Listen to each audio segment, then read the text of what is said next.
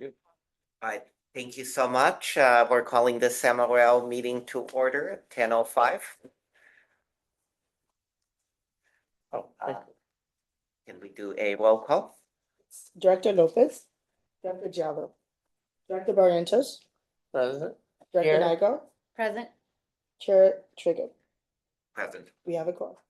Great. I don't see any public comments in the room. Are there any public comments online? There are no members of the public with their hand raised at this time. Okay, thank you.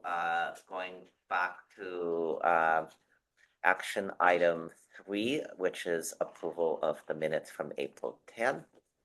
Can we get a motion? I'll motion to approve the minutes. Is there a second? Second. Thank you.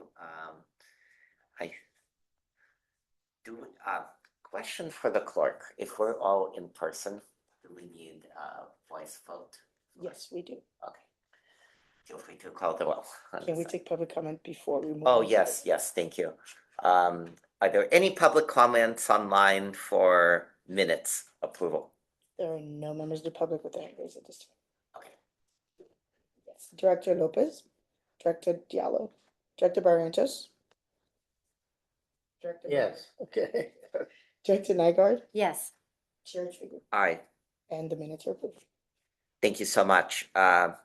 Going to item 4, which is an information, the rest of the items are informational, so no action can be taken. Item 4 is power content label overview. I'm going to turn this over to staff. All right, good morning, everyone. My name is Izzy Carson. I sit on the Power Resources team here at AVA. And one of the areas of responsibility under my role is for the regulatory requirements under the Power Source Disclosure Program, or PSD program. And there are 2 requirements under that program. One is for the Power Source Disclosure Report, and the other is for the Power Content Label. We'll talk about those a little bit more in a minute.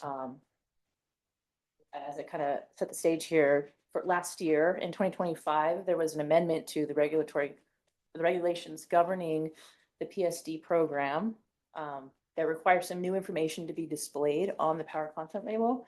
Just want to emphasize there's no requirement to change our procurement in any way based on this amendment. This is really just a requirement to display some additional information on the Power Content Label that hasn't been shown before. So this is more or less a preview of what will come out on the PCL in a few months here. It's just highlighting that change, and then that will look like. I'll also be covering this in more detail. So these slides will be included in more detail in the presentation to the full board after our Power Source Disclosure audit is complete, likely in September. So kind of when thinking about the Power Content Label, it's helpful to understand the reporting process. So this slide is really just intended to help answer some timing questions, like when the generation happens, what the approval process looks like, when the filings are due to our regulatory bodies, when the customers see it. So going from left to right here, you see in green, we've got the energy generation starting in January of 2025, and it goes up until that kind of dotted line, that's the calendar year there.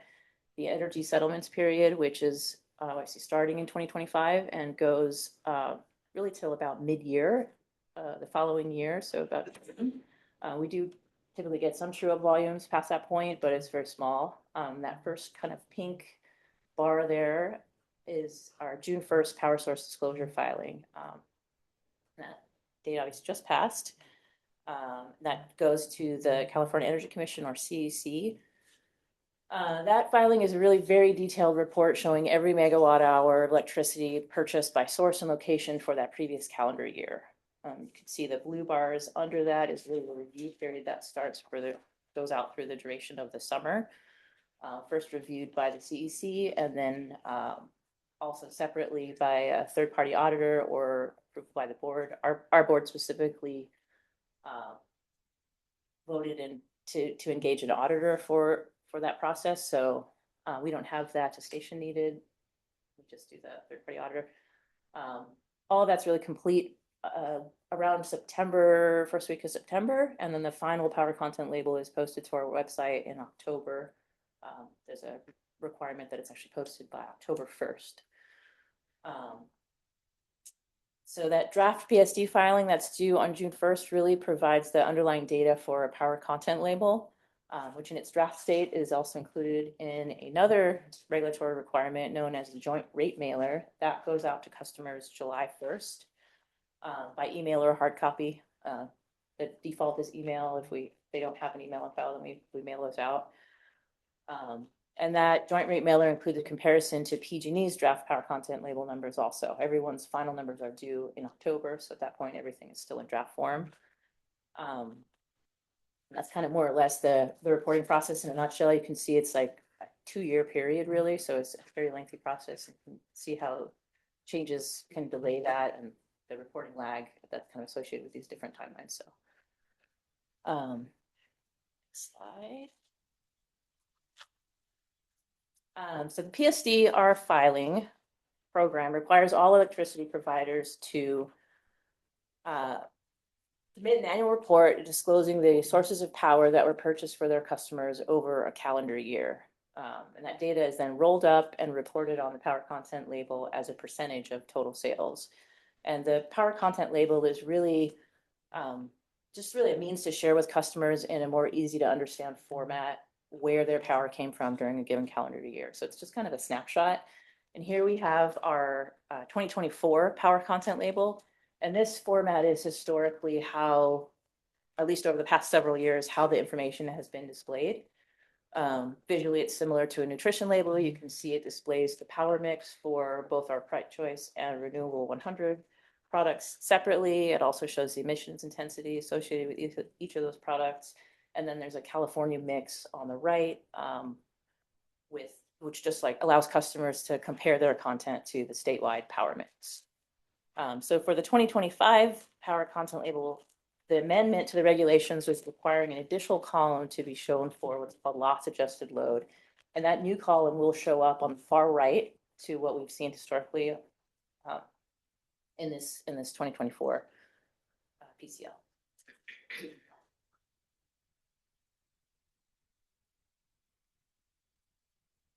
And what that loss adjusted load is really looking at is the transmission and distribution losses for electricity that we use to serve our customers. So when electricity is generated, it travels through its network of transmission and distribution lines, and along the way to wherever it's going, to homes and businesses. And along the way, some of that energy is lost, mainly as heat in the wires.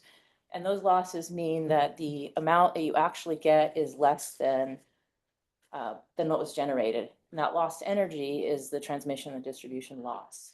And the loss adjusted load is really that total amount of electricity that's needed to provide the service, and it includes those transmission and distribution losses.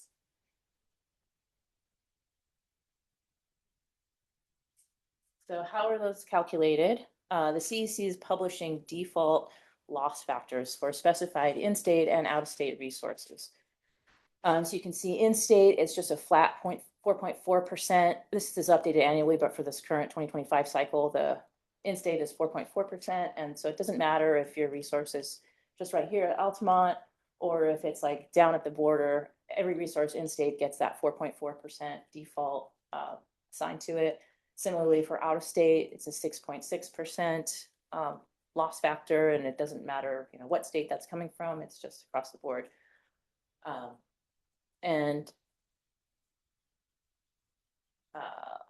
let's see. So the power source disclosure filing is applying those default loss factors to each of our resources based on the location. So again, in-state or out-of-state, to get a total line loss across our entire portfolio.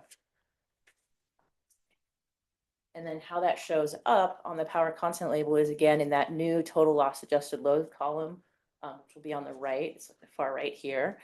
That's supposed to reflect the average fuel mix and the GHG intensity of that total loss adjusted load. So these numbers are actually our draft numbers for 2025. So you can see our Bright Choice and Renewable 100 draft content there.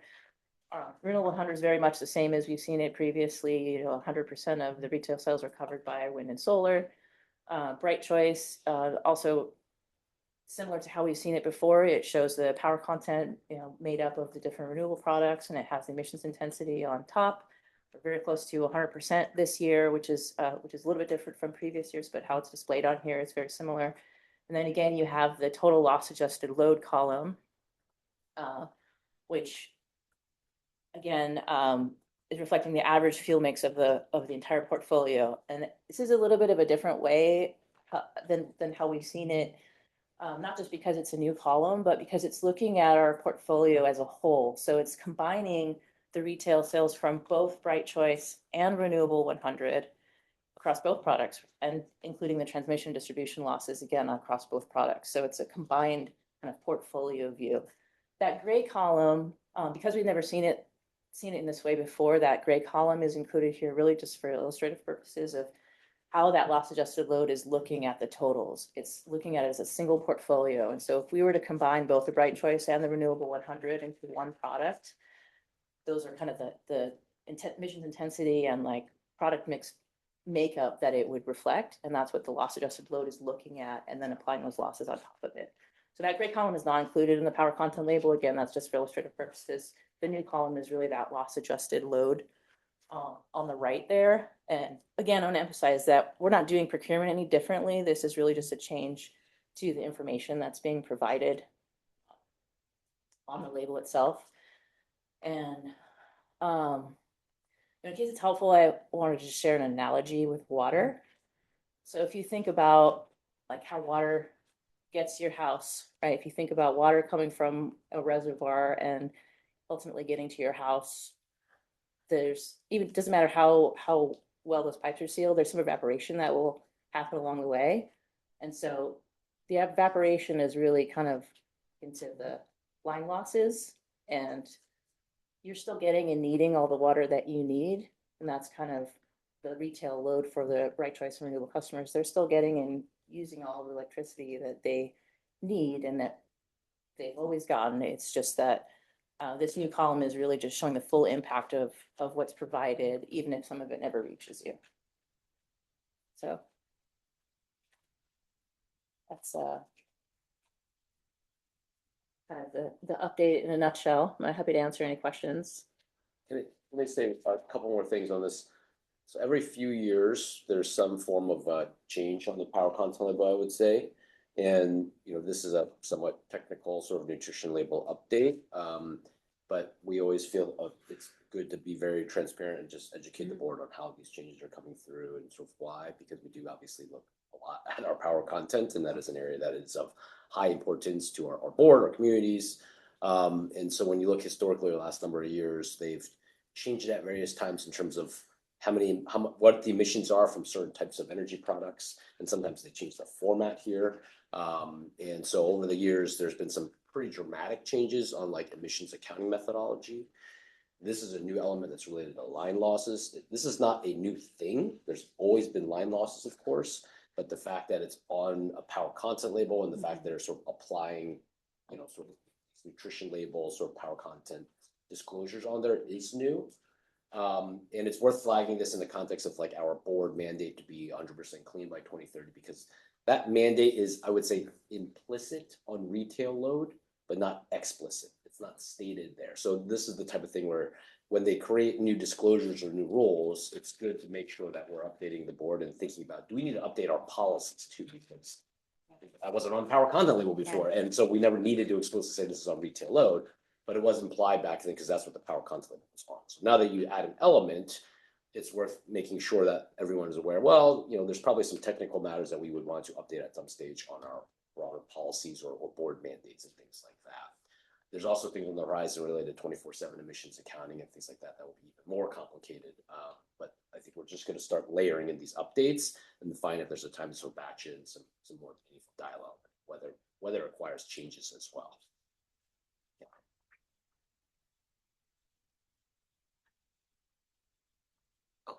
Yes. Just a comment. Yeah. Just, your analogy was good. I like that. But when you're looking at both water and energy, pretty crucial utilities, both are,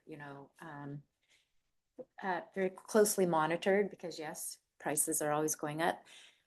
on the line loss, I'm just curious, PG&E is, definitely the overseer of the distribution. So this is on their end of making sure the distribution is being distributed, safely. So are there ever any discussions on how to improve, maybe insulation or whatever, so you're not losing so much heat? And I mean, because it's roughly around 10% or greater of energy loss. So just kind of curious if there's ever any discussion or heard of any discussion on PG&E's end of looking at how they can improve, energy loss through transmission. Yeah.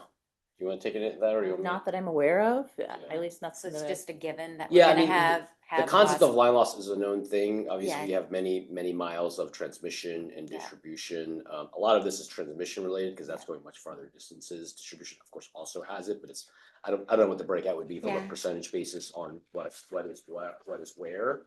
And because it's electrons and you're not measuring if something is generated here and needs to get over there. To Izzy's point, it's Yeah. like water in that sense, is it flows where it flows, and so you couldn't actually say this is your specific line loss or this is their specific line loss. It's on an interconnected grid.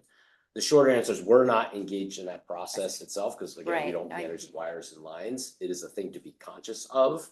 I don't know how much in a regulatory forum in PG&E's various filings or anything they Yeah. really talk about this. But yes, certain technologies may be able to advance that, improve efficiency and lower line losses. So in concept, certainly that is a thing. But it's not within our sort of scope Right. of I'm just- responsibility, unfortunately. Just So, curious if you'd yeah. heard anything coming from PG&E, how they may try and improve line distribution. It's kind of a pipe dream, but. A line dream or. Well, yeah, line dream, but just curious to see, because, innovation is, advancing so rapidly these days. It seems like that could be something that could be looked at to try and improve, transmission. Anyways, sorry, just wanted to kind of throw that out there. Yeah, any other questions? I had a question, just this is the first year this is being done, and can you speak to, does PG&E have to do this? And if so,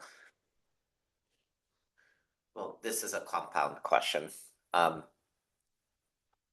how are we going to be rolling out in our public facing documents what this is? Because obviously it does change our power content label, and we compare our power content label to PG&E's.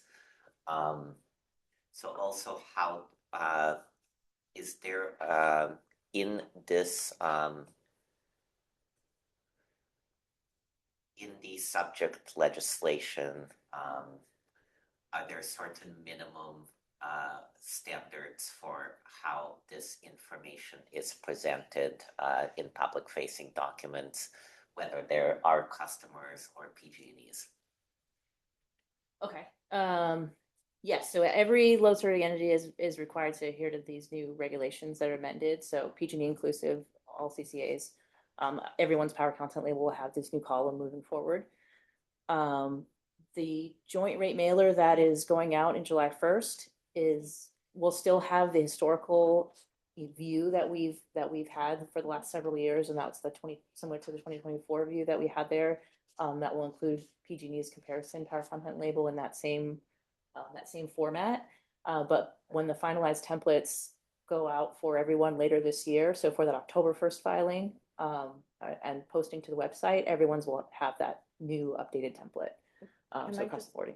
Add to what Izzy said to further clarify. So there are two main compliance notifications that we send to pretty much all of our customers. There's a small distinction between the two, but the first is the joint rate comparison, which compares our rates to PG&E. So like an average customer based on a customer class. And on that, there is this comparison of power content between AVA and PG&E. That will use the old format, and that goes out July 1. Then later in the fall, we have the power content label mailer, which is and both are The joint rate mailer, it's a template. We have very little control over changing the content of that. The power content label itself is also a template. We cannot change anything about that. And on that, we compare AVA to the state of California. So it's not a side by side with PG&E. But in the mailer, we have to include the label, but then we can use that as a marketing piece, which we've typically done to sort of highlight other work that AVA has done throughout the year. I think anything that went into the detail of trying to specify this new requirement would probably be done through an insight, which is sort of like a blog post on our website, so that the information is there for the people that want to dig deeper, but it's a little too inside baseball to put into a basic mailer that goes to everybody's home. And for the state of California comparison, is that across IOU territory and CCAs? It's every load serving entity in California. This is a- California mix. I was gonna say, this is a highly regulated area, so with the format, the required to notify and mail, to post, it's stored at the CDC websites, so it's highly, highly regulated. We have very little flexibility on what to adjust there. We can always augment and supplement information to help educate and share that on our website in most ways. But we also have to be cautious there because we can't use a different emissions accounting methodology as an example and say, well, if you use this different methodology, this would be our emissions accounting. That so there are much of it is highly, highly regulated. So my last question is, if we wanted to reduce line losses on the system, is that a matter of just trying to procure the most locally? No. This is a standardized line loss percentage that is provided with the local serving entity. We have no direct control over our specific line losses. Okay. So even like whether we procure like locally or just within California or from elsewhere, it would have no bearing over the power. In theory, if every load serving entity procured locally for themselves, even though it's still interconnected to grid, perhaps when they calculate the overall state-based line losses, it would come down in theory. But we don't have any direct control over our specific line losses. Okay. It's the same percentage for all Yeah. LLCs. There's, I mean, there is an option to calculate your own line losses using your specific resources, but I think the intent is that the default that the state has provided is that it kind of accounts for like an averaging of that. So even though we have some resources that are close by, we also have some that are very far away. And so those default numbers are intended to capture all of those as an average. Thank you. There's a online public comment. Yeah, I do want to make sure we take public comment. I still don't see any members of the public in the room. Are there any hands online? Yes, Jim Lutz, you're recognized for 2 minutes.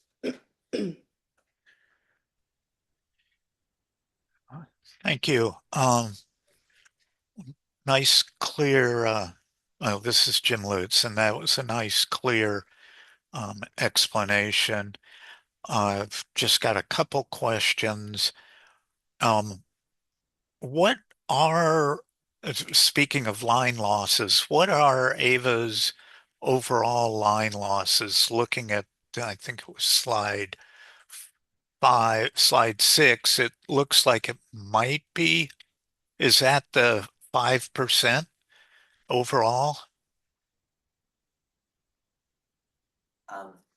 And we don't typically have staff answer questions from the public, but I'm going to reserve the right as chair to ask staff. But what do you have additional public comment, Jim?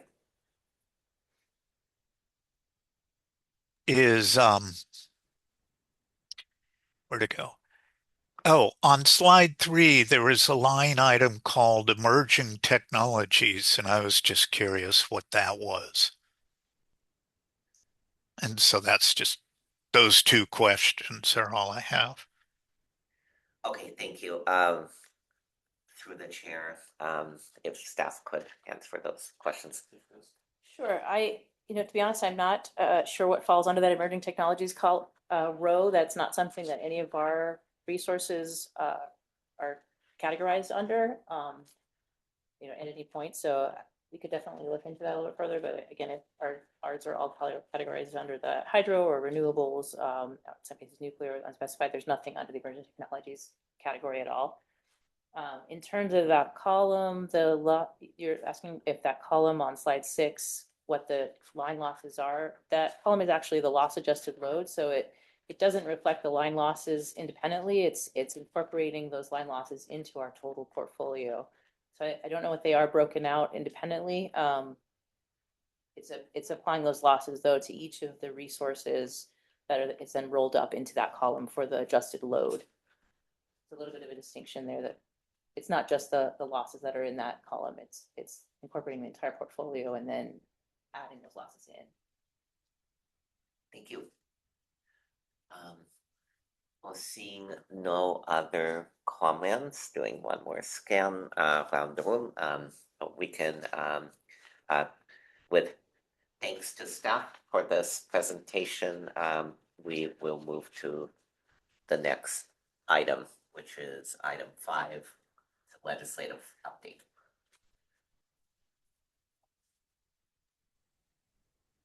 Perfect. Thank you, Chair, Directors. My name is Sam Sadel. I lead the legislative work here at AVA. Also, we'll be giving you a mid-session update. We're now halfway through the legislative session for 2026. My colleagues Kendall Downey and Dominic Faria will also join in this process. Next slide, please. So here's where we are halfway through the legislative session. As you can see, bills were introduced in the January-February timeframe. They were narrowed down in April with the policy committees, and then in May with the appropriations and first House of Origin deadlines. Right now, we are in June, where have an upcoming critical deadline next week is the budget bill, which must be passed for the state to continue operating. The governor will then have 12 days after it is passed to sign it. Dominic will give you a bit of an update when we get further down on that process. We'll then get a bit of after the July 2nd policy committee deadlines, we'll get a bit of a break. Things will quiet down a little bit in July before picking back up again in August with the second House appropriations deadline, followed by the final floor passage date of the August 31st. Note this is earlier this year because of the upcoming election. And then finally, the governor will have till the end of September to sign bills. Next slide. These are our 2 priority bills for the session. These are both sponsored by CalCCA. We've talked a lot about these, AB 1761 on PCIA transparency and SB 1138 on RA transactability. Next slide, please. AB 761 PCIA transparency.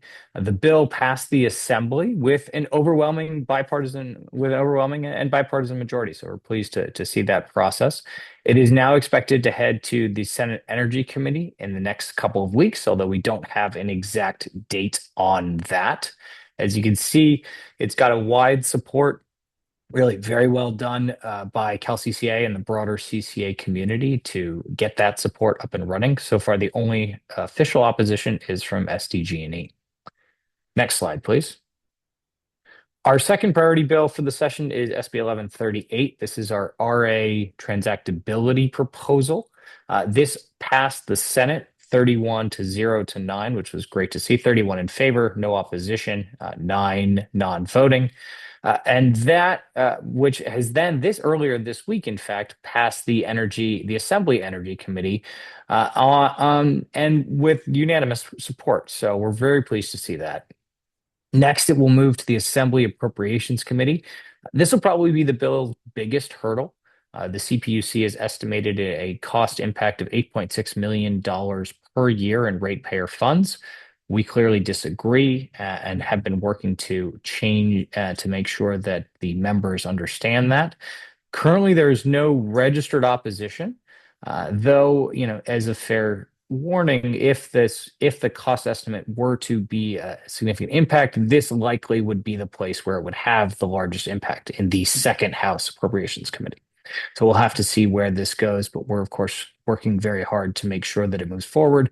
But as I said, this won't actually get addressed until the deadline will be August 14th. So a bit of time on that one for before next steps. Next slide. Thank you. This is our total package. At this point, our total that we've taken positions on. At this point, we now have 4 bills in the support category. You'll note that SB 913 has moved from support if amended into a support position as the desired amendments were incorporated. So we now are formally supporting SB 913 in addition to SB 222, SB 1168, and AB 2266. SB 868 and 1577, both of which remain in the support if amended posture for the agency. I should note that AB 1577, this is a large loads data transparency bill from Assemblymember Bauer Cahan. We feel quite confident that we'll be able to get the amendments that we are seeking. We're actually reviewing those now. So we expect to move from a support if amended to a full support posture in the coming weeks on that bill. 2 bills that have fallen by the wayside are AB 1975, which which did not make it past appropriations. This was significant opposition from the IOUs to this bill, and AB 2389, which also stopped moving forward during appropriations, which is the same place where it stopped moving last year. So common theme, given the fiscal cost of that program. All right. Next slide. And with that, I'm going to pass it to Kendall Downey to have a brief conversation about our large load legislation. Hi, thanks team. Yeah, Kendall Downey here, Public Policy Coordinator, and our Ledge team and Public Policy team more largely. I just wanted to provide a brief update on the rapidly evolving conversation that is large loads and data centers in California, conversations I know we're all having. Over the last year, I know a lot of this discussion was primarily occurring at the CPUC through proceedings like Rule 30, which we've discussed briefly before, which focus primarily on transmission level interconnection service and how utilities should provide service to very large new customers. At that stage, the key question was essentially, should California encourage large load development? And if so, how? What we've seen in 2026 is a significant shift. The conversation has been moving from primarily regulatory to becoming a major legislative priority. Policymakers are no longer debating whether large loads will come to California. They're focused on under what conditions should those large loads be served. As we discussed with the board earlier in the legislative session in both March and April, the large load debate has centered largely around 4 key policy questions: cost responsibility, reliability, environmental impacts, and transparency. So while those themes continue to drive the conversation, the legislative landscape has begun to consolidate as bills advance throughout the California legislature. What started as a broad collection of proposals is increasingly coalescing around 3 primarily policy classifications. First, we have our cost causation and ratepayer protections. So focusing on ensuring that new large loads are responsible for the cost that they create and do not shift costs onto existing customers. This discussion is reflected most directly in SB 886 by Senator Padilla, as well as AB 2383. Second, we have reliability protections, which has emerged as a common theme across nearly all remaining large load proposals. While specific approaches vary drastically from bill to bill, legislators are increasingly focused on ensuring that significant new electricity demand can be integrated without compromising grid reliability or increasing risks to existing customers. Third, we have transparency and data collections, led primarily by AB 1577, as Sam already mentioned. This seeks to provide policymakers with better information regarding data center energy consumption and other operational impacts. So, based on current discussions in California and Sacramento, we're expecting these issues to continue converging over the course of the next session or of this session. So with elements of bills potentially being combined into one or more legislative packages that ultimately establish California's framework for serving large loads and data centers. So the key takeaway here is really that the debate has matured from a technical regulatory discussion into a broader conversation, in a broader policy conversation about affordability, reliability, environmental impacts, and accountability as California prepares itself for significant growth in electricity demand. And with that, I'll go ahead and pass it over to my colleague Dominic. Thanks. Great. Thanks, Kendall. You can go to the next slide, please, Race. Thank you very much. So just switching gears here away from those individual policy bills to the state budget. Last night, the Senate and Assembly released their shared budget plan and legislative language in response to the governor's May revise, sort of setting up this three-party negotiations process ahead of the deadline later this month that Sam talked about in the beginning of this presentation. Some major disagreements remain between the legislature and the governor's office. So here I just wanted to highlight some of those major energy and environment related sticking points that we're looking out for in this process. Starting there with the Greenhouse Gas Reduction Fund spending plan, or GGRF. So as part of last year's extension of the state's cap and invest program, the governor signed SB 840 into law, which modified the framework for allocating GGRF revenues, and was really a product of negotiations across a broad spectrum of stakeholders. GGRF, just as a reminder, is funded by the revenues from the state's cap and invest auctions that happen on a quarterly basis. So that framework that was agreed to last session assumed a little over $4 billion in total annual spending and divided that into four tiers, including $1 billion for high-speed rail, legislative discretion, and then nearly $3 billion divided between a number of different programs, including CAL FIRE, affordable housing, public transit, et cetera. So at the end of this past month, California Air Resources Board, which administers the Cap and Invest program, voted to make significant changes to the program that are expected to result in the drop in annual auction revenues, in turn lowering the amount expected to be available for the GGRF. So all of that is to say the exact impact on revenues are still unclear, but the governor's budget does anticipate lower revenues for the 2026-2027 budget year, roughly about 3.4 billion instead of the over 4 billion that was allocated. So it sort of squeezes the amount that the money is available for these third tier priorities in that agreement for affordable housing, public transit, et cetera. This has really upset many folks in the legislature and many stakeholders who supported those programs in the SB 840 framework. So the legislature has largely rejected the governor's spending plan for GGRF and will really look to negotiate how that money will be allocated over the next few weeks. And the only part of the spending plan that the legislature has accepted from the governor is funding for CAL FIRE for this. So everything else is sort of on the table, and this will be sort of the biggest fight going forward as the budget is negotiated. Next, I'll move to the EV incentive program. So the governor's budget also includes a new $200 million point of sale incentive for first-time buyers of light-duty electric vehicles. The majority of this money, $115 million of it, would come from GGRF, while the remaining 85 million or so would come from a separate Air Resources Board account. The governor's motivation here is to try to make up for the expired federal EV tax credits. The legislature, however, as I just outlined, wants to sort of defer action on the majority of GGRF spending, including for this EV incentive proposal. So this means that negotiations over this program scope, spending, will likely drag on past the June 15th deadline as the three parties try to hammer out a deal.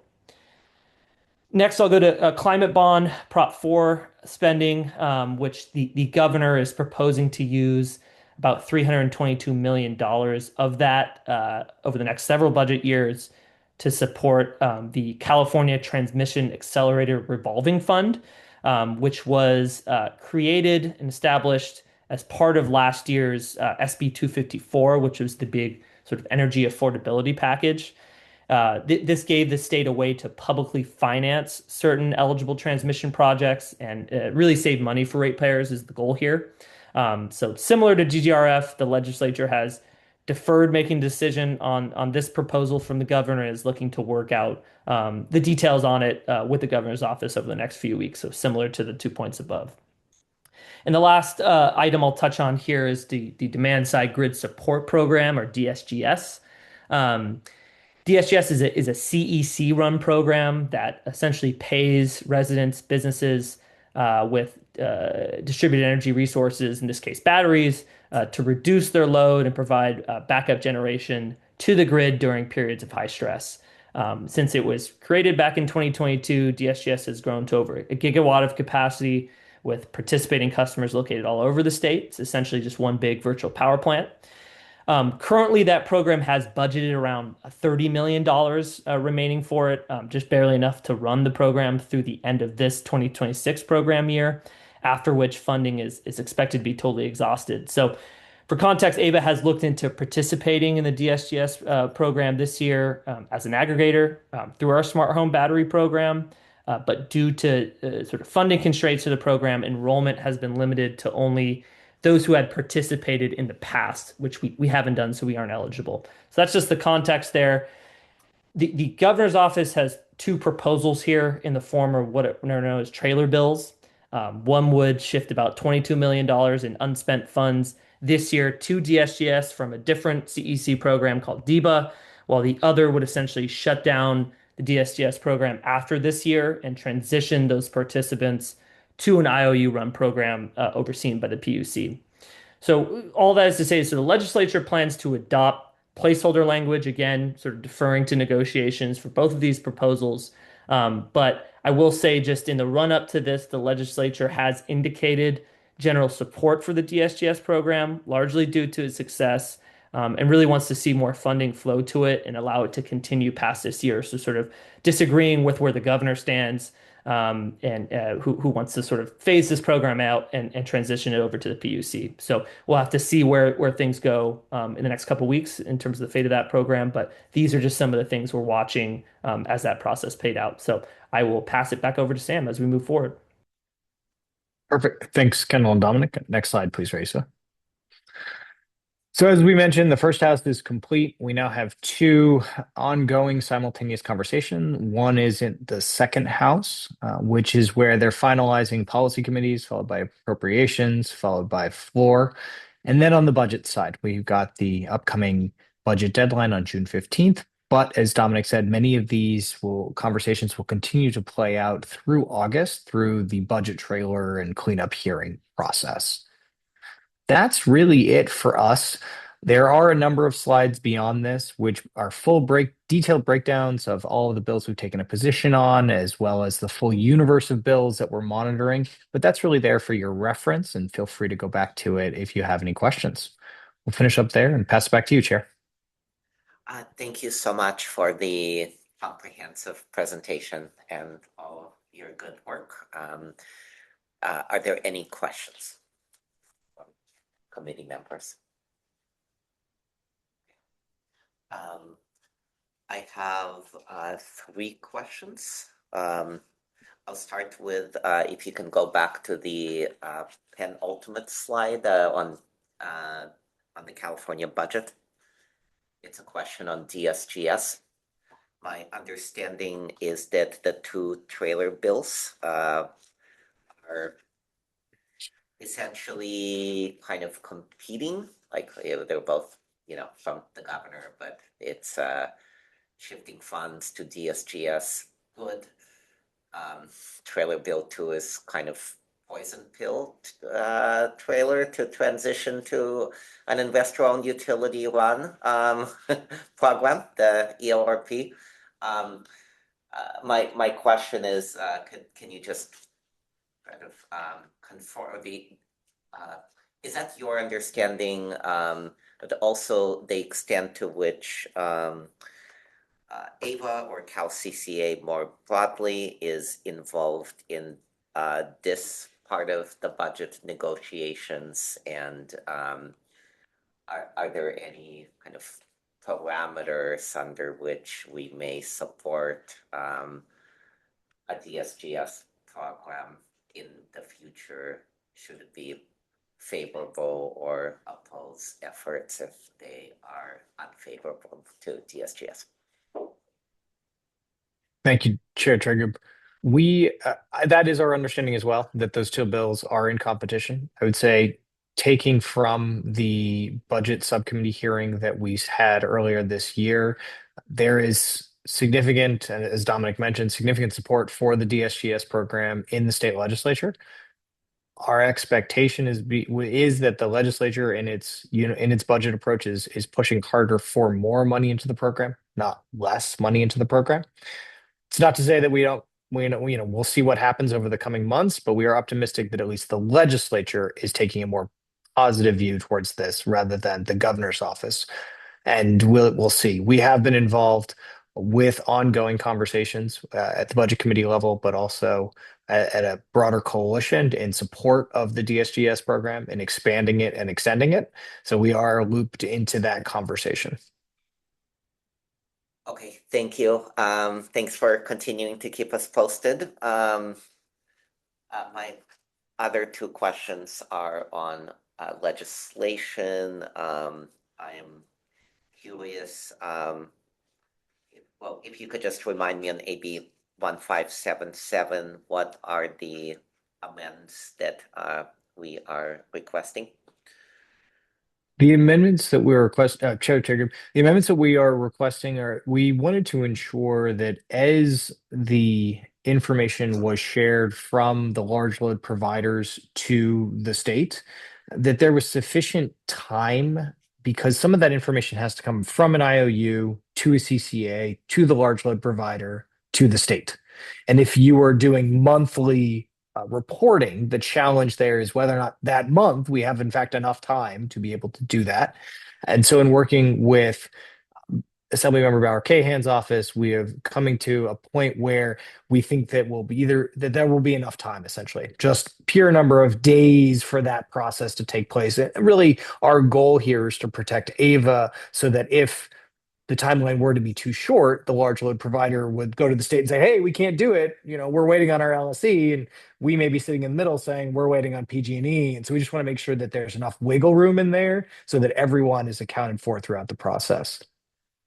Okay, thank you so much. And then similarly on SB 868, just wondering if you could summarize any discussions you've had to date with the bill sponsors. On SB 868, as you know, we proposed that the requirement for acceleration through the process would be, in fact, a pairing between batteries and the small scale solar installations, or should I say balcony solar. We have expressed that opinion to the author's office as well as to the sponsor of the bill. But that bill is moving forward and was just passed by the Assembly Energy Committee earlier this week. Thank you. Okay, let's see. Still no members of the public in the room. Are there any members of the public wishing to make a comment online? Yes, Jim Lutz, you're recognized for 2 minutes.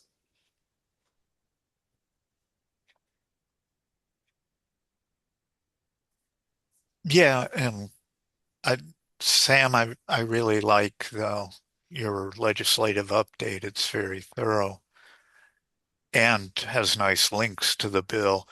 I noticed in your universe of bills, there's so many of them. Why no positions on, why isn't Ava taking positions on some of them? I mean, a lot of them may not be relevant, but there's so many that just the title makes it seem like Ava should be interested. What's the process where you decide to go after one or not? And that's just a question. Thank you. I believe there were presentations from staff in the past about the criteria screens staff goes through before the agency would recommend a position to the board. But staff, if you'd like to comment on this, feel free. Thanks, Director Trigger. Of course, happy to comment. As we've discussed, we use a three-part test. First, we look for bills that will have a direct impact on the agency's operations. That is sort of the first part of the test. The second part of the test is broader bills where we think they will have an impact on sort of the outline and the objective of the JPA that was assigned. We'll take positions on those bills if there's a broad consensus within our community as to that is the correct approach for a bill. And thirdly, we look for bills that have where AVA might have a specific resonance or voice. So where we might have deep and long relationships, where we might have specific technical capabilities, or where our members are supporting bills. So those are sort of the three-part test that we use: direct impact on the agency, broader impact on the JPA with a unanimity, sort of a broad agreement about the bill, and then AVA specific impact on the bill. And that is the test we use before we bring recommendations to the board for your adoption. Okay, any comments from committee members? Again, just want to thank you for this update.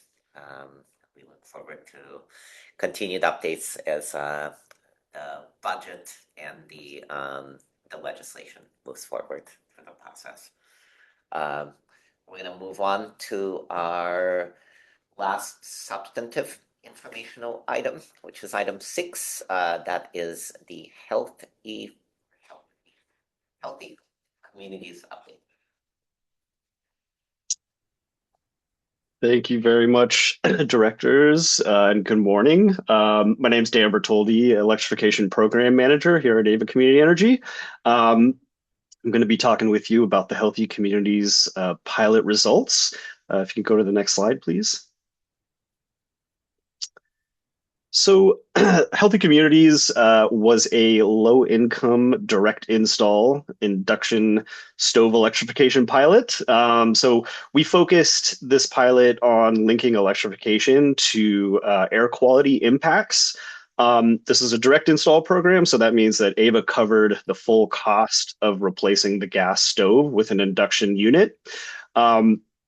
This pilot was for our income qualified customers, so CARE or FARA customers were eligible, as well as our customers living in affordable housing.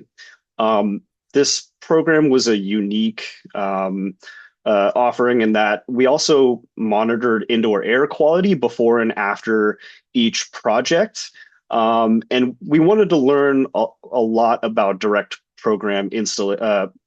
install program implementation. So we collected a lot of data to inform on our performance and really to determine if this model was going to be scalable. We ran the pilot for approximately 1 year. It cost about $1.25 million. And it required a significant amount of staff resources. So we worked with a number of different partners. And I'll just mention Franklin Energy, who was our implementer, who effectively ran our electrical contractors and did the energy assessments. And then Berkeley Air Monitoring Group, who did the air quality analysis. Next slide, please. Just to kind of give you the high level of our results, we successfully completed 162 gas to induction installations, and we learned a lot during this process. We saw really good results with nitrogen dioxide reductions. This is a pollutant that is known to have linkages to things like asthma and COPD. We learned a lot also about project timeline and implementation so we can actually plan out our electrification projects better. So things like permitting timelines and customer scheduling, all of that, we learned a lot in terms of how long those things are going to take. And I'm going to talk a little bit more about that in a few minutes. We learned a lot about electrical and panel infrastructure, especially for this customer segment. And how that can impact the attrition for a program.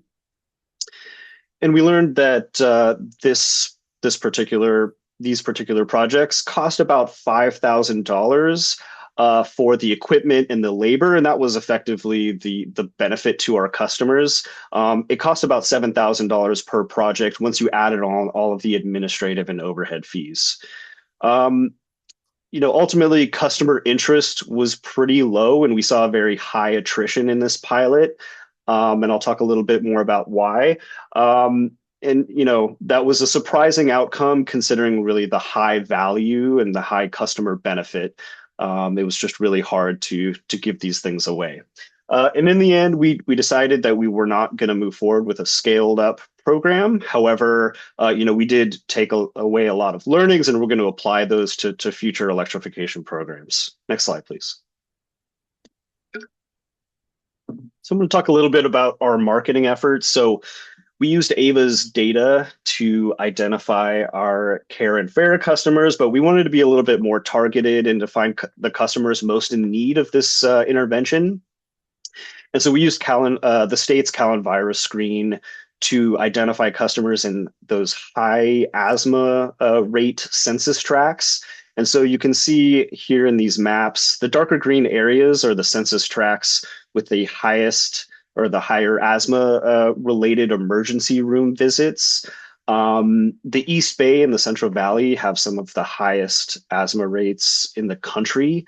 And so we started off with this pilot targeting customers in the 75th percentile and above. And then we expanded that as the pilot went on to the 50th percentile and above. In all, we reached about 56,000 customers, and that's about half of our care customer data, half of our care customers. Next slide, please. So here you can see kind of an overview of our customer journey. These steps are pretty self-explanatory, and in the interest of time, I'm not going to go into each one into detail, but I will kind of point out the amount of time that it took for each step in the process. So you could see it took us about 30 days to go out and do sort of an initial site visit to determine if a project was going to be eligible or not to move forward. And it took us about 75 days to get to installation. A lot of that had to do with permitting timelines. And then it took about 90 days to kind of do for the full project completion. So that's after they've received the installation, we would come back, remove the air quality monitor, and do an exit survey. Next slide, please. So permitting had a large impact, as I mentioned, on the timelines. Most of our projects that we did require a permit to run a 240-volt circuit. We saw a high degree of variability between jurisdictions. So, from as low as 1 day or effectively over the counter wait time all the way up to about a month to receive that permit is what we saw. That has a lot to do, well, there's a number of different variables here. Permit center backlogs, staffing shortages, also requirements were variable between jurisdictions in terms of, things like seismic shutoff valve retrofits, ventilation, electrical load calculations. Some jurisdictions required that, others did not, and that had a lot to do with the amount of time that it would take. A lot of communication back and forth between the jurisdiction and our contractors. So all of that is to say it had a big impact on how quickly we were able to move forward on these projects. And it was a huge learning for us and something that we're going to take forward in future programs. Next slide, please. So here's a breakdown of the attrition that we saw. And like I mentioned, we did see fairly high attrition. We sent out about 200,000 emails and received back 518 applications. 70% of those applications were either ineligible or they dropped out. And you can see a breakdown here at each stage. We went out and did about 324 site visits. And then after those site visits, about half of the people dropped out. And that's for various reasons. And I'm just going to point out that unsafe electrical panel or insufficient panel capacity, if you combine those two things, it accounted for about a quarter of the cancellations that we saw after we did the site visit. So that was a big takeaway for us and something that we weren't expecting. Next slide, please. Yeah, so I'm going to talk a little bit about the air quality results. So we saw really consistent and significant reductions in nitrogen dioxide, which again was a pollutant that we were kind of most concerned about. Median concentrations went down 70%. So that means that the typical customer did see a considerable reduction in nitrogen dioxide. These results were not driven by outliers.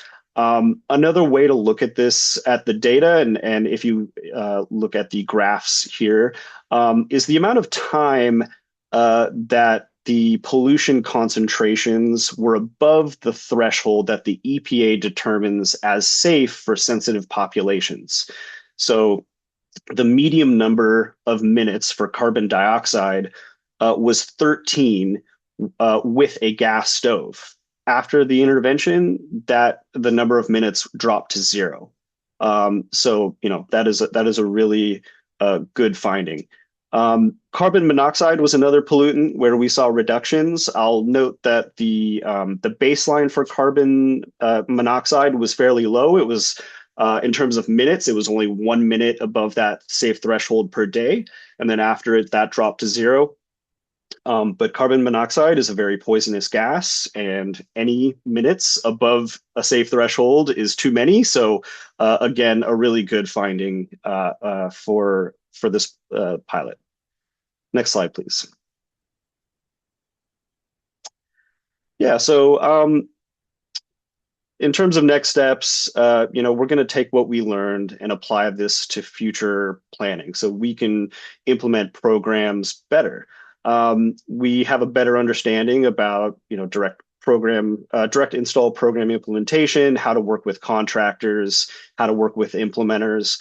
Ultimately, we want to create programs that are going to get the most interest from our customers. And so we're going to be looking at other offerings that we think are going to be of more interest and have more impact. We have about $8.5 million that we had set aside for a scaled up program. Had we determined we were going to do that? We're going to be reinvesting that $8.5 million into other building electrification efforts. I will note that Berkeley Air Monitoring Group, who did our air quality assessment, they are continuing to advance this research. They have a CEC grant to do so, and they're working with the the state's Equitable Building Decarb program to kind of further look at human exposure and gas to induction projects.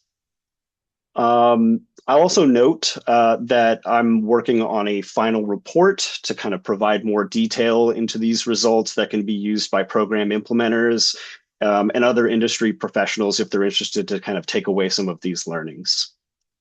Next slide, please.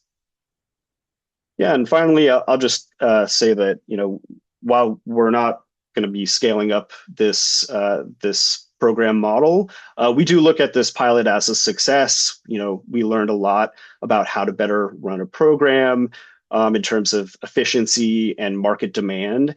And I think, we want to make sure that our program investments are going to best serve our customers. So we're much better positioned to do that for, future building electrification efforts. And with that, I'm happy to answer any questions.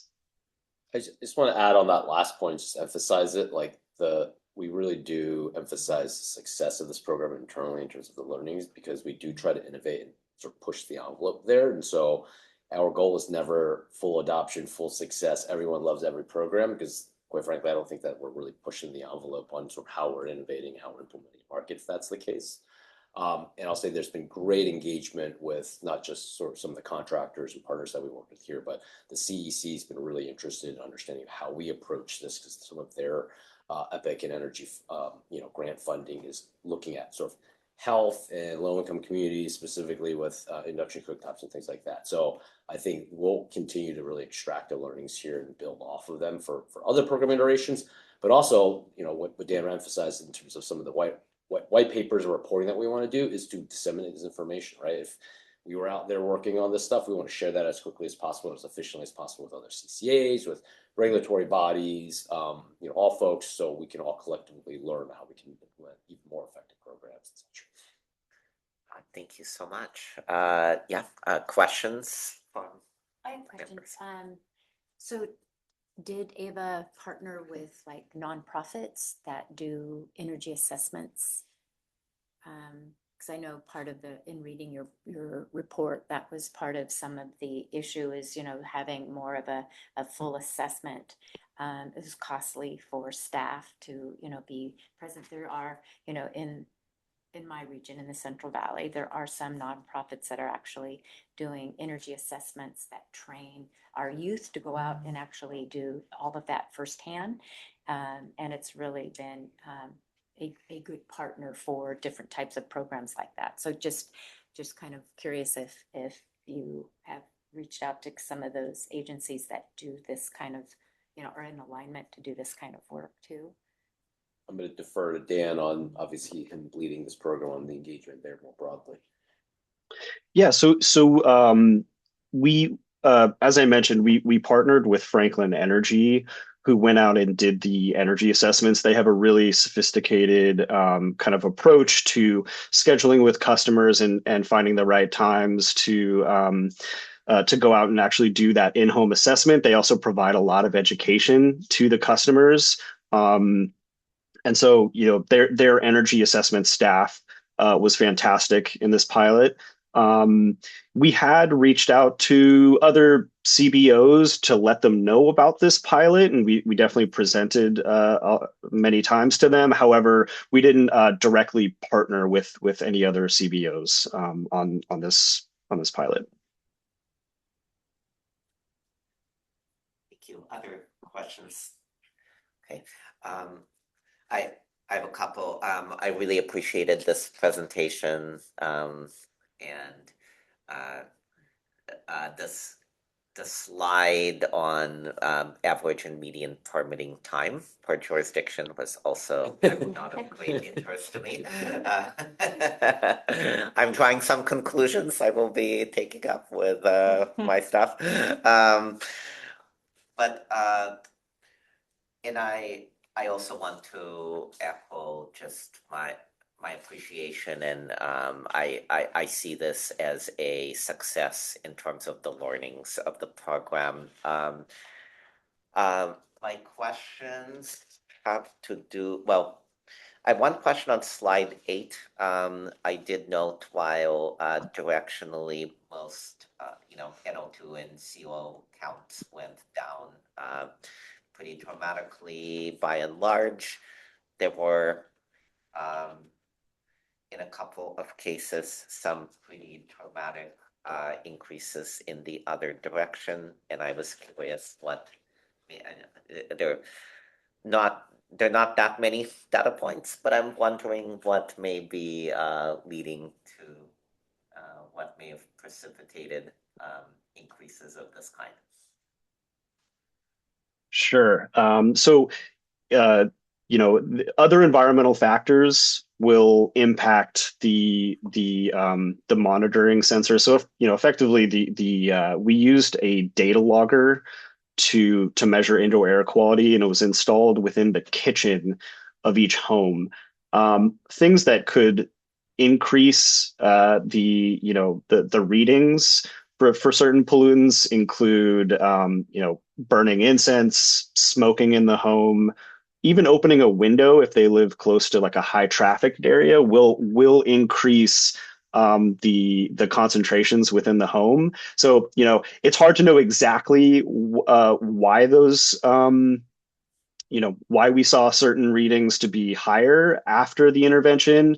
But that is very typical in these types of studies, in these types of air quality studies. I think we want to look at kind of what is the big picture kind of overall takeaway. But yeah, we had the same questions, and Berkeley Air said that this is very normal. Thank you. Yeah. My city's not on here. Why not? Livermore. Is it? There's a reason? for Livermore? So, yeah, so as I mentioned, first of all, when marketing this program, we marketed the areas that had sort of the highest asthma rates. That coincides with the areas with the worst air quality, outdoor air quality. Um, Livermore, kind of being, I think, a little bit away from that 880 corridor, I believe has better air quality overall, much lower asthma rates. So we didn't market very much to the kind of Livermore, Dublin areas. Additionally, there's a lesser concentration of care and fair customers in those areas as well. Thank you. I have a question on next steps. And second bullet, there's a remaining roughly $8.5 million that could be reinvested into future building electrification programs. I am curious what your thoughts are about how you see the interface between this pilot, which has concluded, and efforts to ramp up with rules 9496 from the Bay Area Air District coming into play. Yeah, I'll comment and see if any has anything to add on there. I mean, that funding stays under our building electrification sort of program area within our local development funding. So I just want to be clear that $8.5 million doesn't go back to the general fund. It stays in local development funding. And so for future planning purposes, it is available. That's not to say we couldn't move that to a different programmatic area within local development with discussion with the board, of course. So, but from our perspective, it stays in there, and we want to think about what are the most effective programs, broadly speaking, in the building electrification category. We are also embarking on a pretty extensive planning process to really think about what are our future planning purposes, what are the programs we want to go work on, what are the funding needs for those. So in general, any funds that aren't earmarked right now for a particular program can be utilized for future program purposes. Specific to the heat pump water heater regulation that you're speaking to, there is an update in the CO report that we're going to provide next week that will kind of go into some of those details, because there have been some recent comments from the public asking, why can't we do some certain incentive programs and things like that. So we have done programs on heat pump water heater in the past. I just want to note that. And that's why we specifically don't know. This may be the area that makes more sense to divert those funds to. And we've been really actively engaged within our staff, but also with other CCAs on different types of programmatic approaches to heat pump water heater incentives, contractor support, financing solutions, all of the above, so that we, $8.5 million is not an insignificant amount of money. But for a regulation like that, depending on how it gets rolled out, it can get eaten up very, very quickly. So we're trying to just think about what is the most scalable, impactful way to utilize those funds. Not to say that couldn't be more funds added to it either, of course. I think the other thing that, of course, to highlight is the air districts regulation there is still being actively discussed. I think that time frame is not certain. Short of any change, it is certain, but I think there's a lot of discussion of whether that may get delayed. So we would want to know that in context of any program that we may plan, because it could be delayed 10 months from what we're hearing. And there are still a lot of active discussions around what are the exemptions that they're considering there for low-income customers, how would that play out, because depending on exactly what those exemptions are, we may want to structure our support in different ways, right? So those are just so critical to really understand what's going to get implemented on the regulation, so we know the best way to respond, support, our customers in the face of that. Anything to add, Annie? No, I think you covered it very well. I'll just add that we are actively meeting with local staff from our member jurisdictions. We're both scheduled. We have some complete, some coming up. And we're talking about sort of how we should be thinking about the programming of these local development funds. And so building electrification is a big part of that. So looking at the climate action plans that exist, but also talking to local staff about what are the more recent activities. And for the case of San Joaquin County, we are working directly with Stockton, who is the lead for the county's new climate action plan. That one other thing I'd be remiss not to say, I want to always mention that The air district's regulation on heat pump water heaters is not AVA's regulation, as an air district consideration. So we're not advocating for or against that regulation. Though I will note we have been very actively engaged with the air district for over a year now as a collection of CCAs because they see the value of this partnership. That they're most informed on what are the sticking points from electrification perspective, contractor issues, permitting issues, things like that, because they wanted to seek our data and information out so we could best inform them on here's where this could create some pain points for customers and some of our community members based off what we're seeing in terms of electrical panel suitability, things like that. So that has informed some of the exemptions and things that they're discussing. But we are careful not to say that that's our regulation or we're advocating for that regulation. That's really the air district's rule entirely. And then the other, given the mention of San Joaquin County, is of course really important to mention. Our membership goes beyond the air district. So we also want to consider if we create an incentive program, does that really best serve all of our communities? It certainly serves a lot of our communities given air district changes, but those regulations are not going into effect in San Joaquin County. So those are other things that we're trying to take into account. Yeah, appreciate those clarifications. Thank you very much. Let's see if there's still no members of the public in the room. Are there any members of the public wishing to comment online? Yes. Feng Shui, you're recognized for 2 minutes. Hi, thank you, board member, and thank you, Eva team. This is Feng Shui. I'm campaign organizer with Local Clean Energy Alliance. I want to firstly appreciate Eva team's investment in the Healthy Community Program. And its goal of helping residents transition from fossil fuel to clean electric technologies. As we have already seen from your presentation, it's of crucial importance for the improvement of local residents' health at homes. As the program moves forward, we would strongly encourage the AVA team to your best capacity to involve local community-based organizations in the implementation of similar home electrification programs. These local organizations have the best knowledge of the community, and they can help in all ways, including language and culture. They have rich understanding and best connection to the community. And our education to the community should not stop at the technical help. They need like a norm. They need someone they trusted to deliver the message. I remember you mentioned in the report that had the opening rate of the emails are very low. And we've seen actually Local Clean Energy Alliance was part of this coalition called BEEP, Building Energy and Equity Power. And we have many coalition members who are CBOs, and they have successfully implemented home electrification programs as local connectors. So we would strongly encourage that you consider involving CBOs in your future implementation and empower these organizations through financial support. That's our suggestion, and thank you for your consideration. Thank you. Thank you so much. We have one more member of the public. Jim Lutz, you're recognized for 2 minutes. Thank you. Jim Lutz here. I want to emphasize what Feng Shui just said.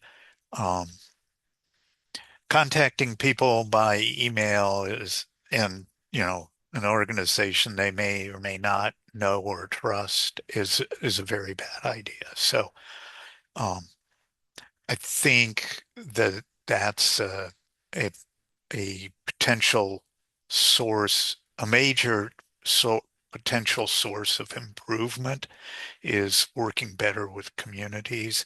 I know PCE, Peninsula Clean Energy, CCA across the Bay has set up a program with, I believe it's a dozen, maybe 2 dozen local organizations that they can call upon, and they have regular relations and regular support with those organizations, and they can call on those organizations to help develop, plan, and implement outreach and recruitment programs. So that's one. And then But otherwise, I really like this. And Dan, I'm not attacking you on it. I'm just pointing out that that's an obvious oversight. It sounds like you're coordinating with the Berkeley Air Group about working with the Equitable Building Decarbonization Program. Are you working with AEA, the contractor working in Alameda County, on implementing that? And if not, I can certainly offer to put you in contact with them. And I know they are interested in combining incentives with AVA. That's Thank you. Jessica Guadalupe Tovar, you're recognized for 2 minutes. Hi everyone, Jessica Tovar. I just wanted to uplift kind of historically where the money came for this program. There was an issue where there was a huge outpouring from the community to ensure that there wasn't a misappropriation of ratepayer funds. And so we were happy to be able to move that money into such a program that actually reaches communities that need this kind of fuel switching. And I think that's very important to uplift, but also it's also very important that it was specific to low income households with members who have asthma or other respiratory illnesses. And I want to ensure that the leftover money continues to be slated for low income homes with, heavy pollution burden. So that's really important to us. The other thing I want to also uplift is that CalEnviro actually doesn't encompass all communities that have heavy pollution burden and low income people. I learned this a lot with our collaboration with like City of Hayward, for example, which is near freeways, has gas-fired power plants, but like just barely misses the mark of being on the screen. And as a result, they're not eligible for funding that address these pollution burden issues. So I want to uplift that because at the end of the day, I'm pretty sure every city and unincorporated community within this agency has low income communities and communities with heavy pollution burden. And it's the responsibility of this agency to alleviate that burden. Clean power to the people. Thank you. There are no further hand raised at this time. Thank you. Are there, looks like staff might want to comment? Yeah, on I this. just wanted to note that the eligibility was not limited to those individuals that we did the active outreach to. So others in Livermore or in other communities, we targeted the high asthma based on EnviroScreen, which is the best tool that we have at our disposal. But others who became aware of the program could certainly apply. Similarly, though we did not partner directly with any CBO on the outreach, we do have a network of over 220 CBOs that we continually interact with, and we share this type of information with them to then disseminate amongst their communities or members or individuals that participate with them at individual local levels. And then finally, on the statewide program, because Alameda County and San Joaquin County are actually served by two different administrators. One is the one that was mentioned by Jim Lutz. The other is the Center for Sustainable Energy. And Dan has been in touch with both of those entities. Thank you. Yeah, and I don't know which committee would have jurisdiction, but I would be interested in having a conversation at the appropriate time to place this on the agenda, just getting a deeper understanding of our CBO-based approach when we are trying to roll out a new program. What is the process to help make that happen? Other comments from committee members? All right. Then we are going to move to item 7. This is the time for staff announcements or announcements from committee members. Also, any requests to place items on future board agendas. I just want to share that this is the last marketing regulatory legislative subcommittee that Raisa will be clerking. She's going to be relocating to the LA area. She'll still work with us in a certain capacity on the contract side of the house, but obviously remotely, not going to be clerking here. So we're sad to see her leave, but really appreciate her energy and her spirit in our room with us when she's been here. So I want to wish her well. And it's your birthday. We will. And it's her birthday? On Sunday, yes. Happy early birthday too. Future agenda item, birthday song. Thank you so much, Raisa, and I'm glad that you will still be with the team. Thank you. I just again, I don't know if I think actually maybe this is the appropriate committee for this conversation. I would be interested in having that deeper dive on integration between potential air district rules such as 9496 and what was discussed. If appropriate, to have it at this committee level versus board. But any other comments or suggested future items? Not at the moment. Any update on the bike, your B incentive, bike incentive? How's that going? That's going well? It's going very well, yeah. Yeah. We could, I mean, I think the short summary is it's going very well. It continues to yeah. have a lot of popularity with customers. We continue to roll out. It's somewhat in a smooth operational state.